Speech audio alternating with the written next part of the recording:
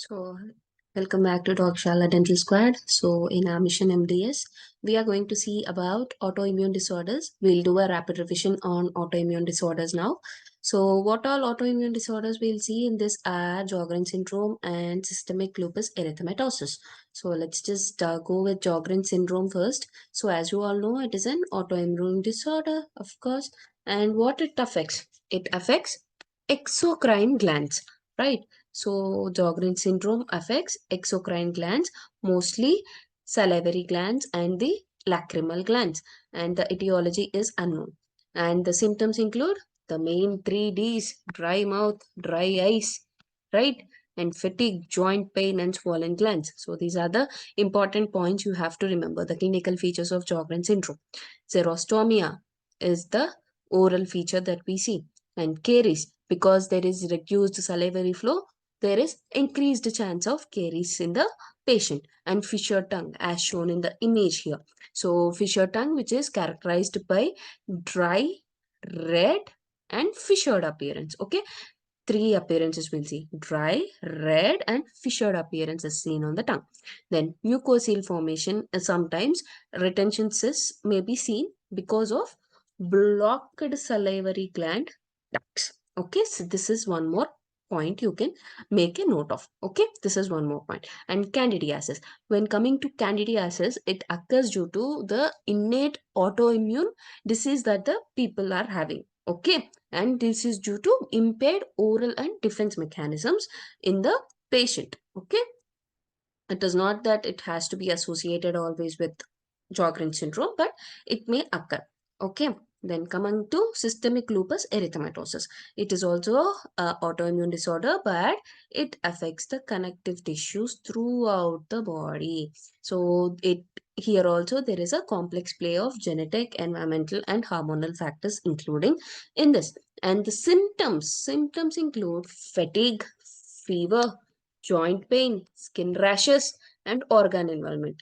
The first and foremost thing which you have to remember whenever we say systemic lupus erythematosus, that is SLE, is butterfly rash, right?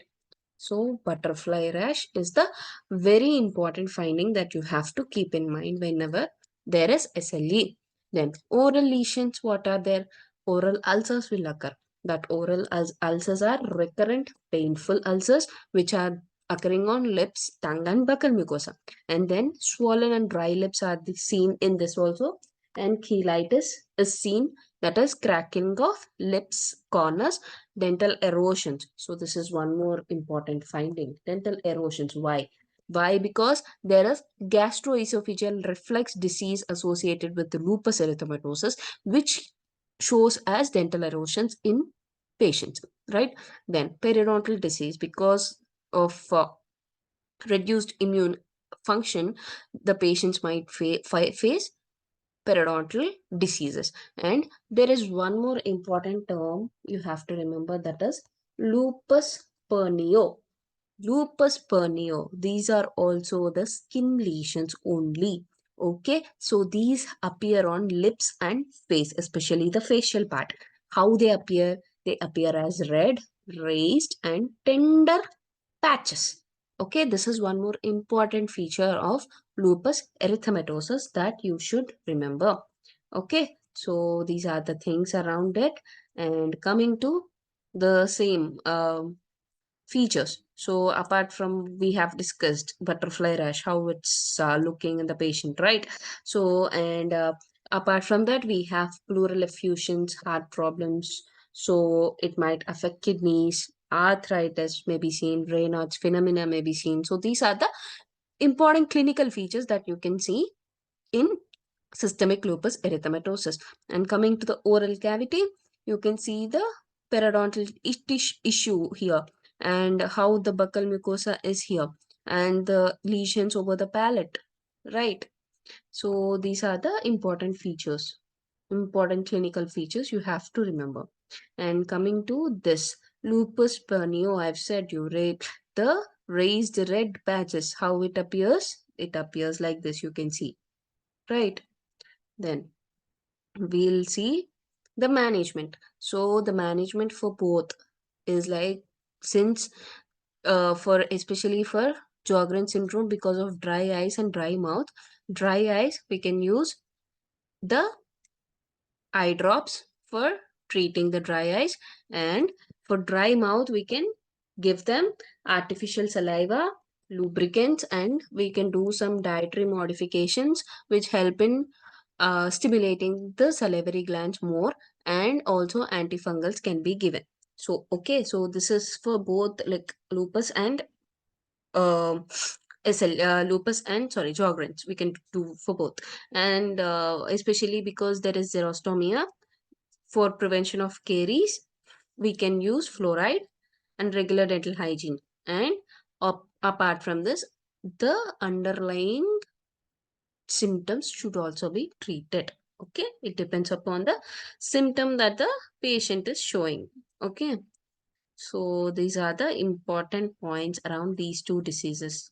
So these two diseases are very important. That's why I'm discussing in the video. So please make a note of it.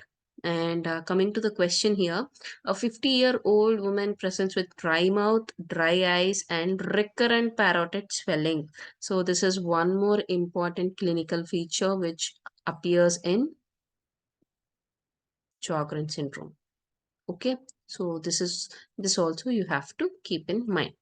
Then, coming to one more question. A 30-year-old man with lupus complains of painful ulcers on his tongue and inner cheeks. What is the appropriate initial management? See, since they are saying that there is painful ulcers, right? So, first of all, when there is painful ulcers, what we have to do? Already the patient is on autoimmune, right? So, we have to give relief. We have to relieve him from pain. So, to relieve him from pain, if you are giving any systemic steroids, it will not work at all because of the decreased immunity. So, what we have to do, we have to give topical treatment. The topical treatment, we can use topical corticosteroids in this. Okay, so this is the answer for that. Antibiotic mouthwash will further alleviate the burning sensation sometimes. So it's better we go with steroids, right? So these are the questions we can discuss. So we'll further meet in the next session where we'll discuss a few more important topics for NEET MDS 2024. Till then, follow us on all our platforms and do keep sharing with your peers. So let's just do this exam very well and fly with colors. Thank you.